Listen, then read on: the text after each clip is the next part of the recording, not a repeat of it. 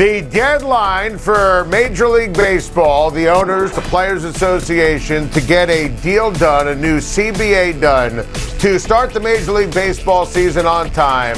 It expired 1 hour ago. Rob Manfred met the media exactly 60 minutes ago and announced that Major League Baseball does not have a deal with the players. First two series to start the season are canceled. There will be no opening day on March 31st as scheduled.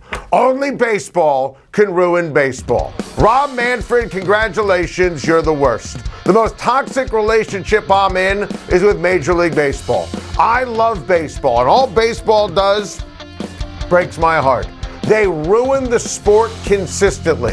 I mean, there are going to be sports fans watching this right now who are going to say, great, I still have the NFL offseason, March Madness. Baseball is already so far off the radar. Not for me. I love the sport. We talk about it on Time to Shine more than any other television show, and it's so unfortunate the way that Rob Manfred just doesn't care. Remember, this is the same commissioner who, when talking about everything going on with the Astros, referred to the championship trophy as a piece of metal. I want to see Max Scherzer pitch. I want to see him pitch for the Mets. I want to see Garrett Cole. I want to see Juan Soto. I want to see Shohei Ohtani. I want to see Fernando Tatis and Mookie Betts. Major League Baseball has such a galaxy of stars, they don't know how to promote the game. Manfred was quoted just a few short weeks ago saying it would be a disaster for baseball if games were canceled. People were optimistic yesterday, went until the wee hours of the morning, and they failed to get a deal done. Rob, it's a disaster. You have ruined baseball. I'm sad. I'm angry. This is all your fault. Ja Morant is next level special, having a brilliant season and a breathtaking start to his NBA career, 2.5 years in. And last night was the most majestic night Ja's ever had, which speaks volumes. He nearly broke the old internet last night. Take a look at this dunk. Taking on 3 Spurs defenders, including Bam, posterizing a 7-footer while flying through the air. My goodness, that is next level special. Dunk of the year.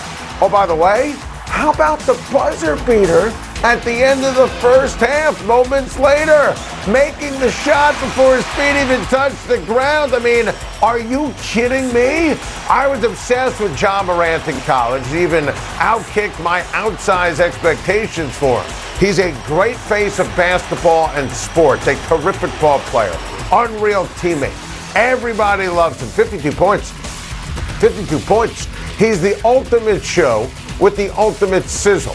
Morant is very much in the mix for MVP. Joel Embiid right now is my front runner, but I include DeMar DeRozan and Jokic and Morant in a very tight race. And I would never rule out someone like Giannis Antetokounmpo. And I think you got to factor in the Grizz and their place in the standings. Third in the West. Don't sleep on them. They have that gaudy record, and they're that close to the Warriors because of Ja Morant. That's MVP worthy. That's all part of the genius and the special nature of Ja Morant, who is just getting started. The NFL Combine starts today, and it's an interesting year when you take a look at this draft at the quarterback position.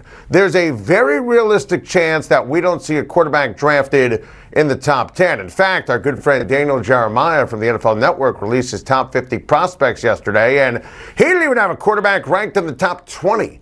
I think there are only 2 quarterbacks who are slam dunks to be drafted in round number 1. My guy, Kenny Pickett, and my guy, Malik Willis. I dig both of them, and you know I talked them both up all college football season long. Willis, stud, an athletic freak, bright dude, natural leader. I think he needs time, and that's okay.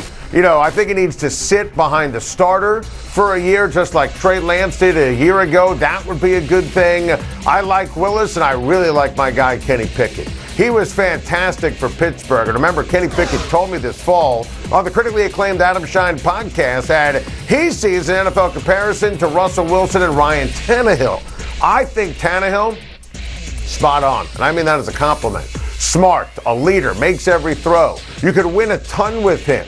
I think Kenny Pickett can be really good, a longtime NFL starter. That's worthy of a first-round pick. If you put him in a spot like Denver or Cleveland or New Orleans with good coaching and talent around him, he's going to thrive, just like Ryan Tannehill in Tennessee. And I'm not remotely worried in any way, shape, or form about his hand size. Last year, we saw quarterbacks in the draft go 1, 2, and 3. We might not even get 3 total in the first round this year, which is yet another reason why teams are going to be very active looking for veteran quarterbacks in the free agency period. Here's my list of 9 things I want to see happen, starting at number 9. Mitch Trubisky should get a starting job as a quarterback in the National Football League. Seriously. And I know I've been a Mitch Trubisky hater and critic, and listen, all of the issues for Trubisky in terms of how poorly he played, they've been well documented, but let's be honest, Mitch Trubisky was dead on arrival in Chicago. They traded up. It made no sense. They picked him over Mahomes and Watson, and I think we've learned over the last few years, Matt Nagy can't coach his way out of a paper bag. So Trubisky got his PhD in quarterbacking this past year, learning in the Bills quarterback room from Josh Allen, from Brian Daboll. By the way, Brian Daboll is now coaching the Giants. New York would make a ton of sense. Didn't sound today when Joe Schein, the general manager for the Giants, met the media that he's in love with Daniel Jones, and he shouldn't be. I think Mitch Trubisky would make sense and could start instantly in a place like Washington, Seattle if they make a trade. We'll get to that later in this list. You know, a place like Pittsburgh would make a lot of sense. New Orleans, Tampa Bay. I think Mitch Trubisky deserves another shot at being a starting quarterback in the NFL. And I'm telling you, this ties in with how we started the show.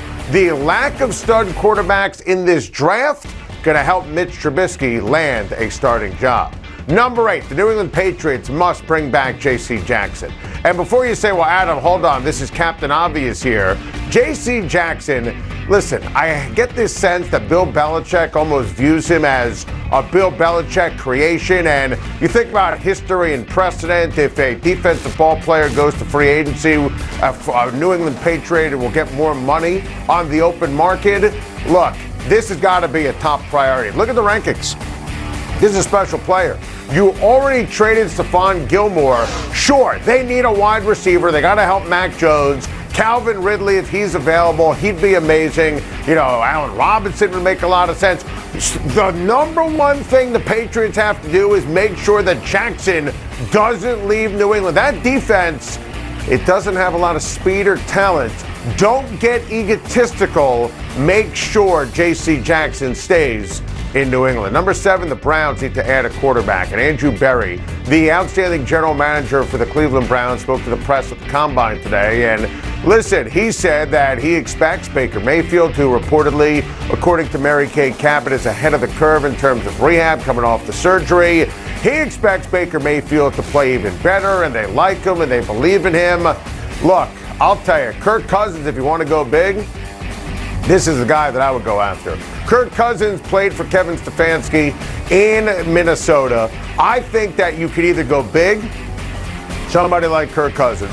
You can go medium with someone like the aforementioned Trubisky, or think Marcus Mariota, someone who can compete with Baker Mayfield, or draft a quarterback. We talked about Kenny Pickett earlier, and I think if you surround him with the right talent and the right coach, Cleveland would make a lot of sense. I think that would be a great destination. Baker Mayfield, they have gobs of talent ready to go in Cleveland. Baker Mayfield is not going to lead the Browns to the promised land. Number 6 on my list of NFL offseason moves I want to see happen, the Steelers signed Jameis Winston and draft either Willis or Kenny Pickett. I think Jameis Winston in Pittsburgh makes a ton of sense. We've talked about Winston and the Pittsburgh Steelers for the last few off seasons here on Time to Shine.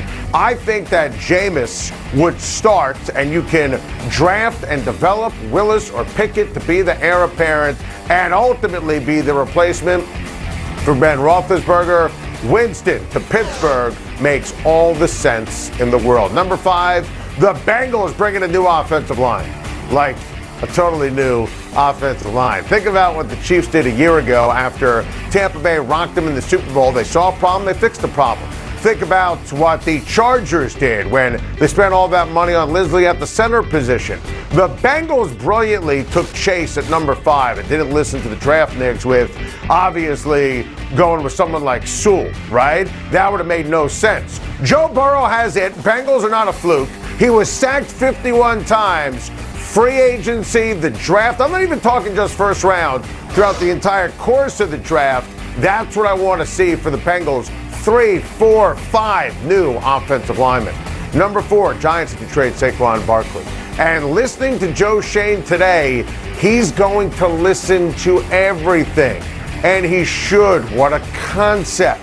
Saquon Barkley is the poster child of the Dave Gettleman era. That's ERROR. I mean, how you take a running back with the number 2 overall pick never made any sense. Could have taken Quentin Nelson, could have picked the quarterback, and Saquon Barkley, and it stinks. He can't stay on the field. You must move on, and it sounds like Joe Schein understands that needs to happen. Number 3, the Raiders give my guy Derek Carr a contract extension. We waxed poetic on this yesterday on our sizzling edition of Time to Shine. Carr wants to be in Vegas long term. Josh McDaniels was hired to maximize him. Derek Carr deserves every single penny. He should be with the Raiders for life. I mean, what he's done, it's noteworthy. Derek Carr is a franchise quarterback, and I believe, right coach, right talent around him, you can win a Super Bowl in Vegas with my guy, Derek Carr. Number 2, the Arizona Cardinals do not extend Kyler Murray. Steve Keim, the outstanding general manager of the Cardinals, talked to the press at the Combine today, and he said he's not worried about any kind of Kyler Murray holdout and how that's going to impact the team or impact anything. Look, Steve Keim is bright. You know, he knows what I know, what you know, what's on the screen. Kyler Murray has been a choke artist down the stretch of seasons. And that statement from the agent yesterday, bananas, awful. Kyler Murray is not yet, he has not proven in any way, shape, or form that he can win a Super Bowl or take you to the promised land. You cannot extend him. They won't extend them. And number 1, in terms of the thing I want to see this NFL offseason, the Seahawks have to deal Russell Wilson. I know he's going into the Hall of Fame, and he's a legend, obviously, when you look at the great Northwest and Seahawks football, but he wants out. No matter what he says, you got to remember his agent put 4 teams on record last offseason to Adam Schefter where he would ultimately go. Seattle was a last-place team with him. They're going to be a last-place team with or without him. They don't have the requisite draft picks because of the ill-fated Jamal Adams deal. Trade him to Washington for a bushel of picks. Trade him to New Orleans. Get Tampa involved. See if Philly's willing to give up whatever it takes. It doesn't make any sense for Seattle or Russ. No matter what he says, he doesn't want to be there. They must trade Russell Wilson. The mini dynasty for the Seahawks, it's over. You must restock the cupboard. You need the draft picks to do that. Thank you for watching. Please like and subscribe. And don't forget to hit the bell for more videos.